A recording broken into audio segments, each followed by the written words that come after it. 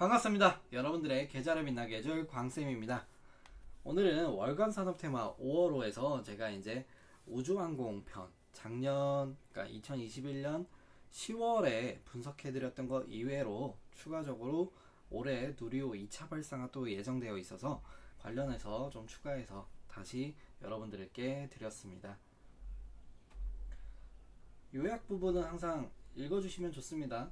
바쁘면 요약만 읽으셔도 되고 아니면 자세하게 읽어보시면 되고, 밑에 이제 우주항공 하는 기업들은 되게 많은데 뭐 제가 지금 간략하게 하나 에어로스페이스나 인텔리안테크, 세트렉 아이, API 위성, 캔코아 에어로스페이스, 제노코, 하나 시스템 뭐 이렇게만 얘기 드렸고, 그 중에서 저는 뒤에 얘기 드리겠지만 하나 에어로스페이스와 캔코아 에어로스페이스에 대한 매수를 추천했었습니다. 가끔 제가 이제 요약이라서 그로서리 같은 거 쓰는 경우도 있는데 안 쓰는 경우들도 있습니다. 이런 거 참고해 두시면 용어 정리라고 보시면 되니까 좋습니다. 그리고 이제 뉴스페이스 시대로 전환, 이거는 제가 2021년 10월호에 분석해 드릴 때 이미 얘기 드렸던 부분들입니다. 그때 넣었던 부분들이죠. 원래 올드 스페이스라는 거는, 그러니까 우주항공이라는 산업은 막대한 수천억, 수조원, 진짜 천문학적인 숫자가 들어가고, 그리고 국가에서도 내놓으라 하는 인재들이 이제 함께 모여서 힘을 합쳐서 만들 수밖에 없기 때문에 기존에는 정부 주도로 진행을 했었습니다. 근데 이제 또 전기차와 자율주행차의 혁신을 이끌었던 그 테슬라의 일론 머스크 CEO가 이제는 스페이스 S의 CEO죠. CEO이기도 하죠. 거기서 이제 민간 주도로 또 이끌어 가고 있습니다. 그러면서 이제 올드 스페이스는 이제 국가 정부 기준이라고 보면 되고 장기적인 관점이고, 뉴 스페이스는 민간 기준이라고 보면 됩니다. 여기 보면 개발 주체가 여기는 국가 연구원이나 대기업이라고 했죠. 근데 거기서 중소기업이나 스타트업 그리고 벤처라고 이제 바뀌고 있습니다. 뉴 스페이스 시대로 전환이 되고 있죠. 뒤에도 나오겠지만 이 스페이스 X가 혁신을 이끌었던 거는 뒤에 있습니다. 이거죠. 재사용 로켓. 처음 원래는 이제 우주 로켓이 우주선, 그러니까 보내면은 돌아오는 게 없었어요. 돌아오는 거는 위에 머리죠. 기계들. 근데 이제 그게 아니라 로켓 1단, 지금 2단, 3단까지는 회수는 못 하는데 1단 정도는 회수를 하거든요. 1단을 이번에 10회 정도 재사용을 했었습니다. 작년에 제가 이거 만들었을 때는 9회 재사용이었거든요. 근데 이제 한 번 더 발사를 하면서 재사용 10회 재사용을 하면서 비용도 현저하게 떨어졌습니다. 그래서 이제 민간 주도로 바뀌는 이제 뉴스페이스 시대로 전환이 됐고, 중에 이제 보면은 위성 산업 중심으로 성장을 하고 있습니다. 우주 산업이. 그리고 우리나라는 또 이거는 어디서 가져왔냐면은 제가 그 윤석열 대통령 후보 시절에 정책 공약집에 있던 부분입니다. 과학기술 선도국가라고 해서 이제 과학 관련된 그런 이제 정책 공약인데, 그 중에 하나가 우주항공 분야가 있었습니다. 그래서 7대 우주강국으로 도약을 꿈꾸는 정부라고 제가 이렇게 헤드라인을 하면서 얘기를 드렸고, 그리고 작년에 문재인 대통령 시절에 아르테미스 프로젝트에 참여를 하기로 해가지고, 이 아르테미스 프로젝트가 뭐냐면은 우리 인간이 달에 간 게 이제 아폴로 그 시절 말고 없죠. 미국하고 소련이 이제 함께 하던 냉전 시대 때 그 시대 말고는 없었습니다. 그래서 말도 많고 지금도 뭐 음모론이 되게 많이 돌죠. 실제 안 갔는데 간 것처럼 얘기했다. 그래서 이번에 그런 것들을 이제 뒤집고자 아르테미스 프로젝트를 지금 진행을 하고 있습니다. 당연히 미국의 나사가 주도를 하고 있죠. 그래서 다시 45년 만에 달에 가겠다 이렇게 얘기를 한 겁니다.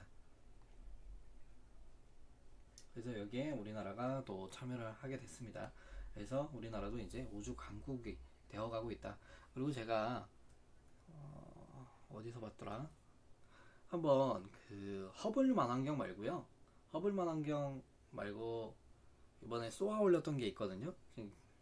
작년인가 올해 초에 쏘아 올렸었는데, 그거에 대한 관련 이제 프로그램을 보면서 선진국이니까 당연히 우주 산업에 투자하는 거다라고 얘기를 하더라고요.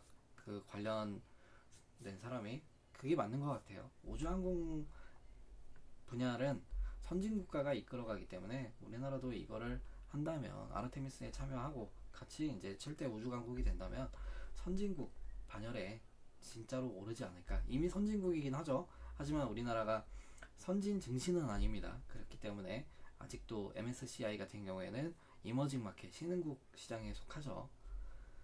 그래서 우리나라도 선진국가가 되기 위해서는 우주항공 산업에 투자를 많이 할 수밖에 없다.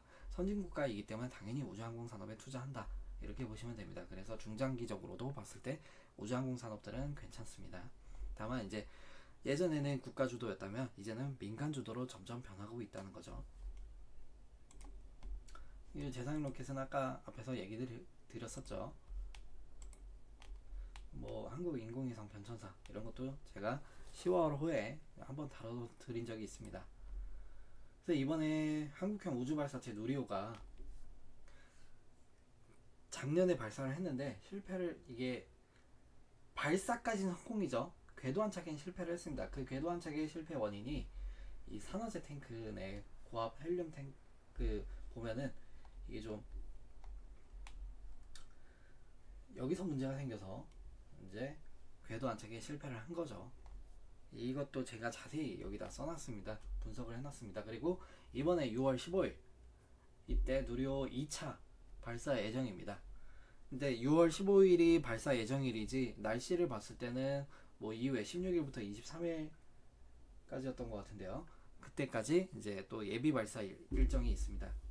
그래서 이번에도 발사는 성공할 것 같은데 궤도 안착이 제 생각엔 중요한데, 우리가 실패한 원인을 분석을 했으니까 궤도 안착도 성공할 거라고 보고 있습니다.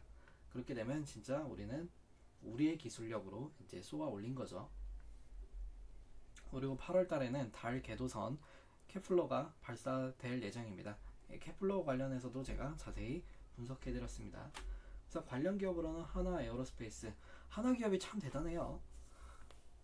하나 기업이 진짜 대단한 게 뭐냐면 방산도 하지만 얘네가 이제 회장 김승현 회장이 꿈이었나봐요. 비행이나 항공우주 그쪽까지 사업을 넓혀가지고 처음에 항공사업 그리고 뭐 더 넓혀서, 원래 이게 하나 에어로스페이스도 삼성그룹 이게 아니었죠 원래는.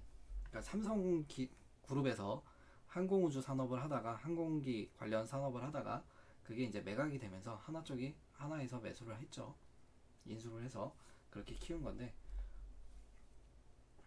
수주 잔고도 되게 많아요. 실제적으로 보면 수주 잔고 많다고 했고, 그래서 목표 주가는 77,000원 잡았는데 진짜 하나그룹은 좀 대단한 것 같습니다. 항공우주 관련해서는 정부 주도의 그 기업 빼고 그 다음에 좀 큰 기업에서는 아무래도 하나그룹이 아무래도 항공우주 산업을 이끌어가지 않을까 이런 생각이 듭니다. 다음으로는 킹코아 에어로스페이스입니다. 이것도 이제 제가 분석해드렸는데 쭉 얘기했었죠. 분석해드리는데 이거 읽어보시면 되고, 목표가는 25,000원 잡고 추천해드렸습니다. 다음 시간에도 더 좋은 테마로 그리고 좋은 산업으로 분석해드리겠습니다. 마지막으로 제베아투 외치고 끝내겠습니다. 제베아투!